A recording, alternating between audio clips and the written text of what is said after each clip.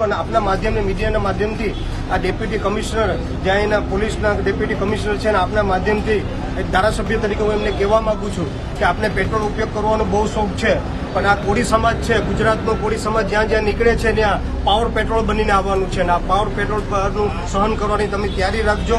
અને તમે ગલત જગ્યાએ હાથ નાખ્યો છે, આ કોળી સમાજમાં તમે હાથ નાખ્યો છે અને કોળી સમાજ જ્યારે નીકળશે ને તે તમારા જેવા કેટલા અધિકારીઓ ઉપર એફઆઈઆર પણ થઈ છે અને સસ્પેન્ડ કરવાની પણ તૈયારી રાખજો. જે આ તમારો ડીસીપી છે જગદીશ પાંગરવા એમ સમજતો હોય, હા હા, એટલે એ ગુંડો જ હોય, એ ખાકી વર્દીમાં એ ગુંડો હોય. મારે નોકરીમાંથી મારું નામ કાઢ્યું આવી રીતના રાજકોટમાં ગેંગ કેટલી હતી, બધા એને સતત આવી રીતના મારી ગેંગ આખી સાફ કરી. ગુનો હોય તો ભલે, ન હોય તો ભલે પૂછી કોર્ટ મારી દે. નથી આપણે ભલે ગેંગના માણસ છીએ, આપણે પત્રકાર છીએ. મેં અહીંયા દબાવ મારી ઉપર ગેંગમાંથી કરે ભલે કરે તરત આવ્યા હતા, મકાન પાડી નાખવું એમ પૂછી કોર્ટ મારી. હું ગુનેગાર થોડું ગુના ચેક કરી લે કેટલા ગુના હે મારી તો એ તો અમારે કરવું ને તો કરવો માંડો ભાઈ, તમને મજા આવે બીજું શું હોય આ મારી નાખજો બીજું. અને કાંઈ પણ થાય તો ના જવાબદાર તમે જ કહેવાય.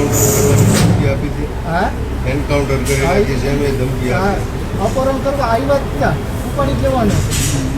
4 જણા અહીંયા મારા ખાટલા ઉપર હતા અને પાટો બંધાવજો. 4 જણા અહીંયા હોસ્પિટલ, હા હોસ્પિટલમાંથી અપહરણ કરવા દાખલ કર્યા. દાખલ નતું થવા દે, હજી તો ખોલ્યો હતો, હજી તો કેસ કાઢ્યો હતો. ત્યાં તો આવી ગયા હતા બધા ડૉક્ટરને કે અમે દાખલ એને કાઢી નથી કરી. મને નીલબેન જો વહી ગયું એમએલસી દાખલ કરી તો મજા નહીં આવી. કાંઈ વાંધો નહીં, તમારે ક્યાં જીવવું જીવવા જવું હું રાખ્યું નથી, મરી જાઉં તો ભોઈ રહ્યો કીધું. મારા કાયદેસર હાલવું. હા ઓપરેશન મતલબ આનાથી એને બહુ ભય હતો. ઉજાગર કરવાના હતા જે થયું ને, તમે જે કામ કરતા હતા ને એમાં મોટી એની ભીતિના લીધે તમને એવો ભય તમારા મગજમાં નાખવા હાટું ભય એ હાટું તમને આ મારવામાં આવ્યો. રાજકોટથી આવા 200 જણાને આવા મારી જેવો મારેલા. 200 માં ત્યાં પહેલો રેકોર્ડ ખુલ્લા છે રાજકોટમાં. સ્પીડ બોલવાનું એટલે બિચારા એમ કહે કે ભાઈ કાંઈ પોલીસ સામે નથી પડે એમ કરીને તું જવા દે પૂરું કર્યું. અને આ ભાંગી ગયો ને એટલે વધારે થઈ ગયું. એટલે એડમિટ 2 દિવસ આ ચોથો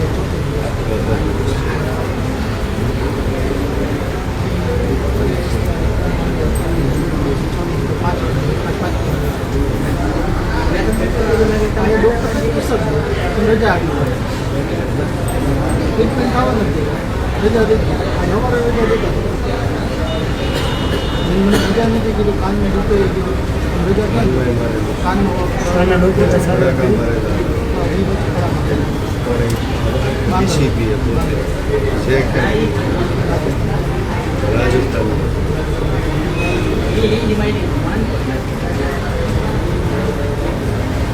કાનની સારવાર હા કાનમાં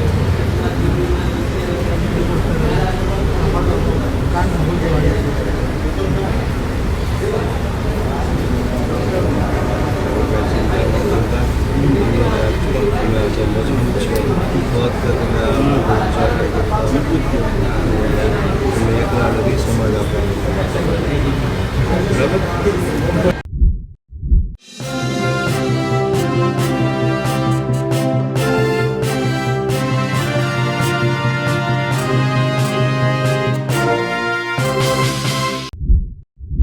હરસંઘવી ભલે અપરાધીઓને ન છોડવાની વાત કરતા હોય, પોલીસ દ્વારા અપરાધીઓ સામે કાર્યવાહી કરવાની વાત કરતા હોય, પણ રાજકોટમાં જે રીતે કોળી સમાજના પત્રકારને મારવાની ઘટના બની છે, અત્યાચારની ઘટના બની છે, તે હવે વધુ ગંભીર બની રહી છે. હવે ધીમે ધીમે આ ઘટના રાજકીય તો બની રહી છે, પણ સામાજિક આગેવાનો પણ તેમાં એક થઈ રહ્યા છે. સામાજિક આગેવાનો હવે જે તે આઈપીએસ એટલે કે જેના ઉપર આરોપ છે તે આઈપીએસ સામે કાર્યવાહી કરવાની માંગ કરી રહ્યા છે, સસ્પેન્ડ કરવાની માંગ કરી રહ્યા છે અને તેના ઉપર FIR કરવાની માંગ કરી રહ્યા છે. આમ તો ભાજપ ડેમેજ કંટ્રોલમાં લાગી છે, પણ હજુ સુધી કાર્યવાહી નથી થઈ અને કદાચ એ આગામી દિવસોમાં રાજકીય મુદ્દો બની શકે છે, જેમાં ભાજપ અને કોંગ્રેસના આગેવાનો એ યુવાનને મળી રહ્યા છે, પોતાની વાત કહી રહ્યા છે અને કાર્યવાહી કરવાની માંગ કરી રહ્યા છે. નમસ્કાર, હું છું ચિંતામણી પુત્રની પટેલ. સ્વાગત છે આપનો અમારા વિશેષ કાર્યક્રમમાં. આવો જોઈએ કઈ રીતે આમ આદમી પાર્ટી અને કોંગ્રેસના નેતાઓ યુવાન જે છે કોળી સમાજનો યુવાન સુરેશ એને મળી રહ્યા છે, પોતાની સાંત્વના આપી રહ્યા છે અને જે તે પોલીસ કર્મચારીઓને આઈપીએસ સામે કાર્યવાહીની માંગ કરી રહ્યા છે. જય કોળી સમાજ, જય વેલનાથ, જય વીર માનધાતા. મિત્રો, જે રીતે છેલ્લા ઘણા સમયથી ગુજરાતની અંદર કોળી, ઠાકોર અને પછાત સમાજના લોકો ઉપર અન્યાય અને અત્યાચાર થઈ રહ્યો છે, બર્બરતાપૂર્વક પોલીસ દ્વારા જે રીતે બેરહેમીથી ઢોર માર મારવામાં આવી રહ્યો છે, ખોટા કેસો કરવામાં આવી રહ્યા છે, જે રીતે બગદાણા હોય, આણંદ હોય અને ત્યાર પછી હમણાં તાજેતરમાં રાજકોટની અંદર સુરેશભાઈ કરીને ઠાકોર સમાજના પત્રકાર યુવાનને જે રીતે બેરહેમીથી પોલીસ સ્ટેશનમાં લાવી અને ઢોર માર મારવામાં આવ્યો. મિત્રો, સુરેશભાઈનો ગુનો અને વાંક એટલો જ હતો કે જે પત્રકાર હોય એ હંમેશા જે ખોટા કામો થતા હોય, ગેરકાનૂની કામ થતા હોય એવા કામોને ઉજાગર કરવાનું સુરેશભાઈ કામ કરતા હતા. ત્યારે જ રાજકોટના એક બહુ મોટા માથાભારે બિલ્ડર, આ બિલ્ડરનો સામાન અને બિલ્ડિંગ મટીરિયલ રોડ રસ્તા ઉપર ગેરકાયદેસર રીતે પડેલું હતું. આ મટીરિયલનો શૂટિંગ કરી વિડીયો બનાવી આ સુરેશભાઈએ વાયરલ કર્યો. કોણ જાણે આ બિલ્ડરે આ કામ સુરેશભાઈને ધમકાવવાનું, દબાવવાનું અને મારવાનું આ કામ ડીસીપી જગદીશ બાંગરવા નામના ડીસીપીને સોંપ્યું. જગદીશ બાંગરવા ડીસીપીએ આ સુરેશભાઈને દબોચી અને લોકઅપમાં લઈ જઈ અને જે આતંકવાદીઓને ન મારી શકાય, જે રીઢા ગુનેગારોને મારવામાં ન આવે એ પ્રમાણે એને ખૂબ ઢોર માર મારવામાં આવ્યો. એ તો ઠીક છે, પરંતુ આ હેવાનોને શરમાવે એવી હરકત આ યુવાન સાથે કરી છે. આ યુવાનને દોરડા વડે, લાકડા વડે બાંધી અને ઊંધા માથે ટીંગાડી અને એના ગુપ્તાંગમાં, એના પ્રાઇવેટ પાર્ટની અંદર પેટ્રોલ નાખવામાં આવ્યું. આ સિવાય એના ગુપ્તાંગ ઉપર ઇલેક્ટ્રિક શોર્ટ લગાડવામાં આવ્યો. આ મિત્રો, માનવતાને શરમ આવે, માનવતાની હદ હટાવી હોય એ પ્રકારનું આ કૃત્ય આ ડીસીપીએ, આ પોલીસ અધિકારીએ કર્યું છે.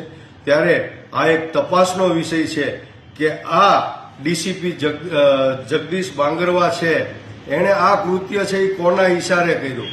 ક્યાંક ને ક્યાંક એવી ચર્ચાઓ ચાલી રહી છે કે હર્ષ સંઘવી છે એ અને આ બિલ્ડર છે એની મિલીભગત છે, એ લોકો મળેલા છે અને એની બહુ સારી સાંઠગાંઠ છે.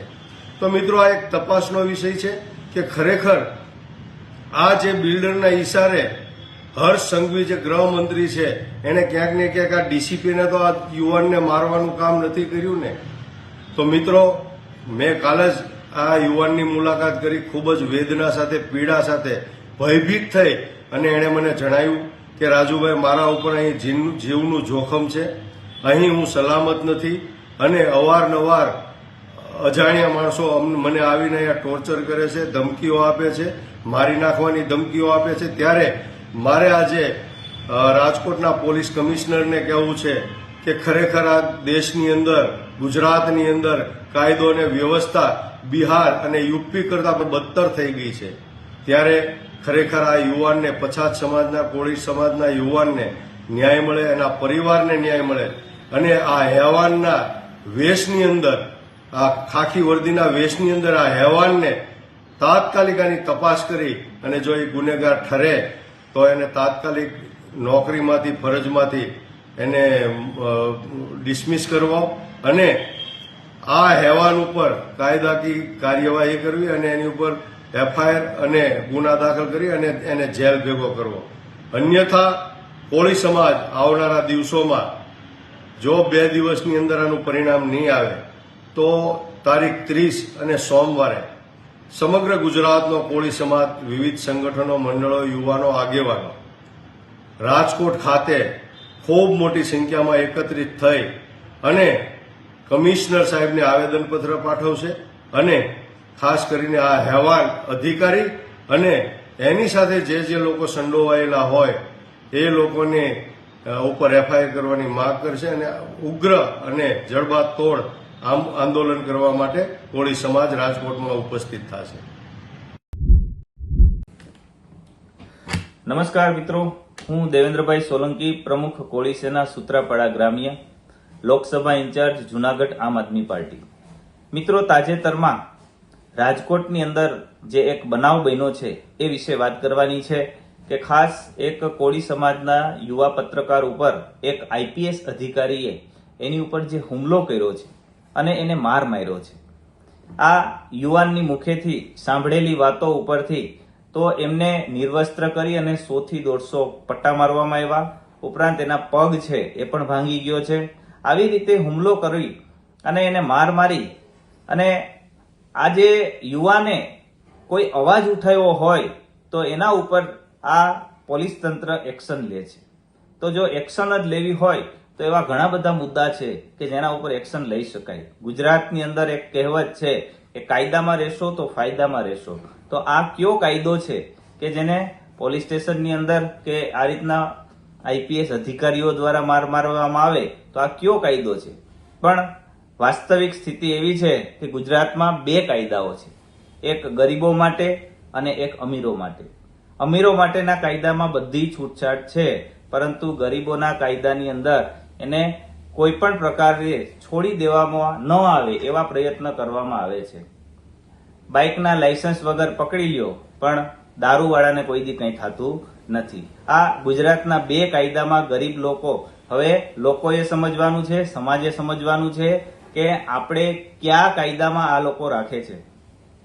આ યુવાન ઉપર થયેલો હુમલો ને અમે ખૂબ વખોડીએ છીએ.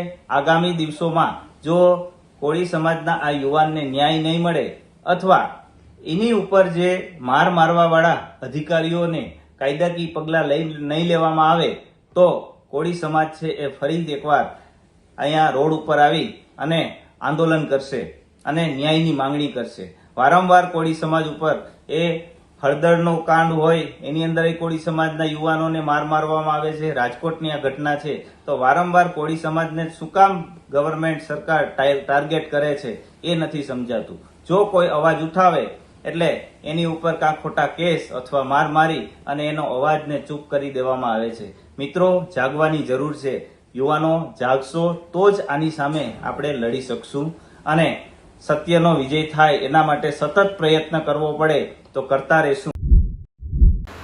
આ સમગ્ર ઘટના જોઈને આપને શું લાગે છે જરૂરથી મારા કોમેન્ટ બોક્સમાં કોમેન્ટ કરજો. એ સિવાય અમારી યુટ્યુબ ચેનલ લાઈક કરો, સબસ્ક્રાઇબ કરો, બેલ આઇકન દબાવો. સાથે અમારી વેબસાઇટ છે www.gujaratplus.in, ત્યાં પણ જેમ બધું અપડેટ થઈ શકો છો. અત્યારે માટે બસ આટલું જ. નમસ્કાર.